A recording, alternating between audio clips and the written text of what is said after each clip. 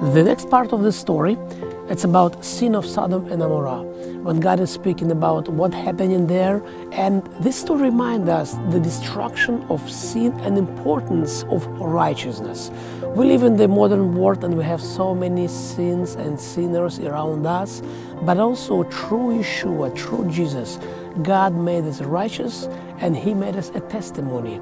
And it's important for us to be His testimony for people around us, because God have deal with the sin through Yeshua, through Jesus, but also He using His people to change the atmosphere in the city, to change the situation. You see, I'm in the wilderness, I'm in a desert, but coming here, I pray for cities, I pray for people, I pray blessing over cities of Israel and even nations. So let's read together what God is doing in this situation and what is Abraham's response when he understood the heaviness and destruction of sin, and how he speaks with the Lord. So let's read verse 22. Then the man turned away from there and went towards Sodom, and Abraham still stood before the Lord. And Abraham came near and said, "Would you also destroy the righteous with the wicked?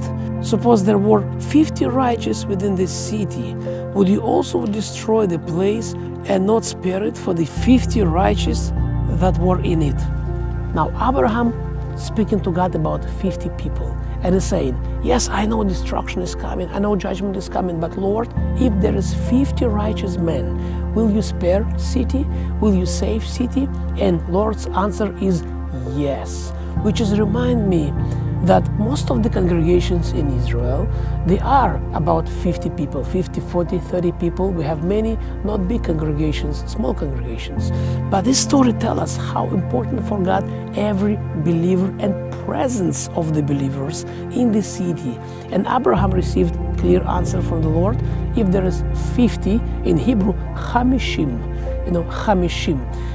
It's a very special number because Shavuot, or Day of Pentecost, it is Chamishim, 50th day after Passover. So Chamishim, prophetic number, 50 people. God said, no, if there's 50 praying and 50 standing for my kingdom, I won't destroy city. But there was a problem. There were not even 50. Then Abraham continued to speak with God and intercede, and he asked him, what about 40 people? What about 30 people? What about 20 people? And what about just 10 people? Can you imagine big city with the walls, but 10 people? And God said, even 10 will be enough to preserve and to save city. So there is power when even 10 people in the city are praying and interceding. God is working through our prayers. In the name of Jesus, we receive power to pray.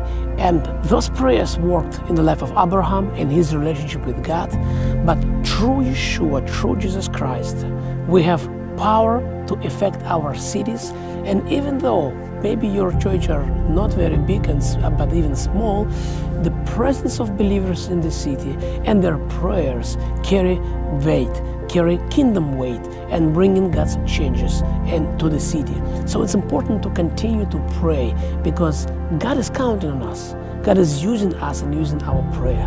When I think of this story, and when I look at different groups of people in different cities where it's more difficult for the gospel, it's given me hope and encouragement, because God is working. Even if very few people come together to pray and intercede and to proclaim blessings, to release power of God, to see unseen, to see promises of God, and to proclaim promises of God about coming revival, God is using these prayers. I'm in the desert, I'm here, and I come into the desert to pray, but I pray for cities, I pray for people.